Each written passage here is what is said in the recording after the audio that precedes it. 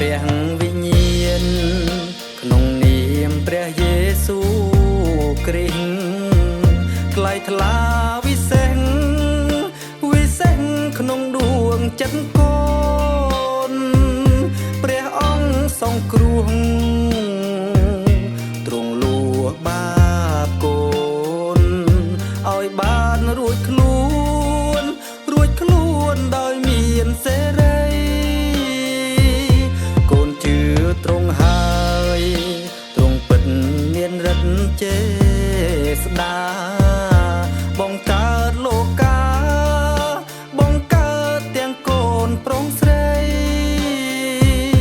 កូនមានអំណរលើទ្រង់ពេកក្រៃ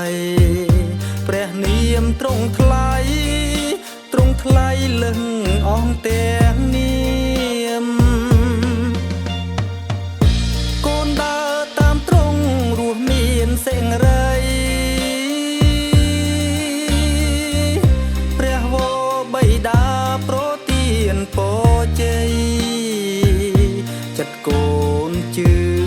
ទ្រង់កូនមិនផ្លាំងប្ដូរចិត្តកូនជាយាមរៀនតាមទ្រង់ជានិរន្តរ៍កូនអង្គធីងឋា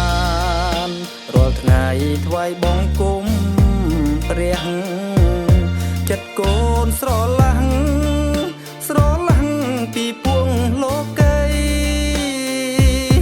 លោហិតអង្គទ្រង់ពិតមានតម្លៃលួសកូនប្រុងស្រីប្រទានជីវិតអង្គល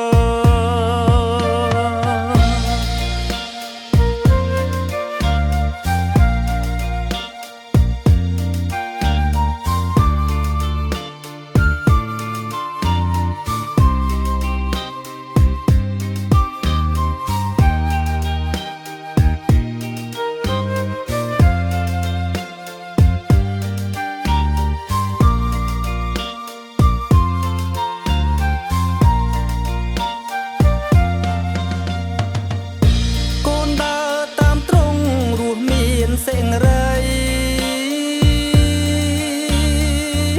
ព្រះវរបិតាប្រទានពរជ័យចិត្តកូនជឿទ្រង់កូនមិនផ្លាំងប្ដូរចិត្តកូនជាយាមរៀនតាមទ្រង់ជានិរន្តរ៍កូនអង្គធីងឋានរាល់ថ្ងៃថ្វាយបង្គំព្រះចិត្តកូនស្រឡាំងពីពួងលោកីលោហិតអង្គទ្រង់ពិតមានតម្លៃលួសកូនប្រុងស្រីប្រទានជីវិត